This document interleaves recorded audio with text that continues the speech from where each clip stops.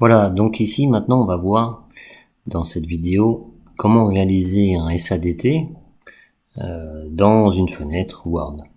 Donc je vais réduire celle-ci, on va s'en inspirer, on va se faire une cellule supérieure pour les données de contrôle avec une flèche, la fonction globale, et on va essayer de faire une grosse flèche pour la matière d'œuvre en 30. Voilà. Le reste vous savez le faire, donc vous aurez le loisir de vous amuser. Je réduis ça, j'ouvre une fenêtre Word, document vierge, je replace ma fenêtre, voilà, et on attaque. Donc je vais commencer par faire la cellule supérieure avec la cellule supérieure des données de contrôle. Je vais me la blanchir, je la blanchis, je peux épaissir mon trait, on va passer en 3, c'est un peu gros, on va réduire. Voilà, donc je peux la déplacer, je fais ce que je veux avec. Si je veux ajouter du texte, je pourrais le faire. On va donc maintenant faire la flèche qui va aller jusqu'à la fonction globale. Commençons par la fonction globale. Voilà, je vais recopier. Je vais copier celui-ci toujours en appuyant sur CTRL et je vais l'agrandir. Voilà, on va partir du principe qu'on a la fonction globale ici. On peut la centrer par rapport au milieu de la feuille. Voilà. Et là maintenant, donc je vais faire partir une flèche de la donnée de contrôle jusqu'à la fonction globale. Donc je fais insertion, une flèche, voilà. Je peux l'épaissir, changer la couleur, vous savez comment personnaliser tout ça. Voilà, si elle n'est pas bien droite, vous pouvez la redresser. Voilà. Donc il doit y avoir un accrochage objet, c'est pas bien grave. Ensuite, on va se faire la double flèche ici, avec la matière d'œuvre en 30. Donc je vais toujours dans insertion et je vais aller chercher la double flèche qui est ici. Je la mets en place, je peux la personnaliser comme d'habitude. On va s'épaissir les traits, hop, on va se la mettre blanche. Et là, vous savez, vous avez un texte à saisir. Alors, ça va être compliqué de mettre le texte. Il existe du coup, dans insertion, la possibilité de mettre du texte. Voilà, une zone de texte. Donc, ces zones de texte, vous cliquez, vous prenez la première qui arrive, zone de texte simple, ça suffit largement. Et vous voyez la zone de texte qui arrive. Et donc là, je vais m'écrire dedans matière d'œuvre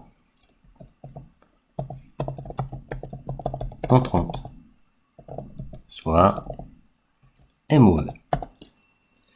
Donc j'ai la possibilité, ce texte-là, en passant dans accueil, de choisir la police. Je peux passer en Arial, je peux le mettre en 20 pour le grossir. Je peux aussi, ce texte-là, donc ce carré, pardon, vous voyez là, si je clique à côté, j'ai le bord, le contour, je peux le supprimer tout simplement en allant dans clic droit, format de la forme, et dans tout ce qui est courbe, alors je veux un trait plein, ok, mais je vais le mettre blanc. Et là il disparaît, voilà. Ce qui me permet de pouvoir déplacer mon étiquette ici, vous voyez. Donc on va s'arranger pour que tout rentre, là c'est trop gros, on va diminuer. Voilà, alors vous voyez ici, j'ai le blanc en fait, pourquoi? Parce que le texte a une cellule blanche en fond. Je peux ce blanc de fond le faire disparaître, hein, tout simplement. Alors là on est dans les stylets, pardon, tout simplement en la sélectionnant. Alors là je suis sur remplissage et contour de texte, donc ça va être dans le remplissage. Je vais choisir tout simplement aucun remplissage. Ah non, alors là c'est le texte, pardon.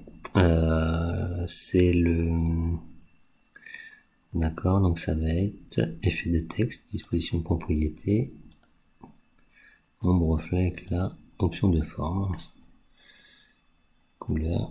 Ah oui, il faut changer la transparence. Donc vous changez la transparence. Non, c'est pas ça. Option de forme. Ah, c'est là, pardon. Option de forme. Vous allez dans la couleur remplissage uni où vous mettez aucun remplissage. Pardon. Voilà. C'est option de forme, hein, sur le texte.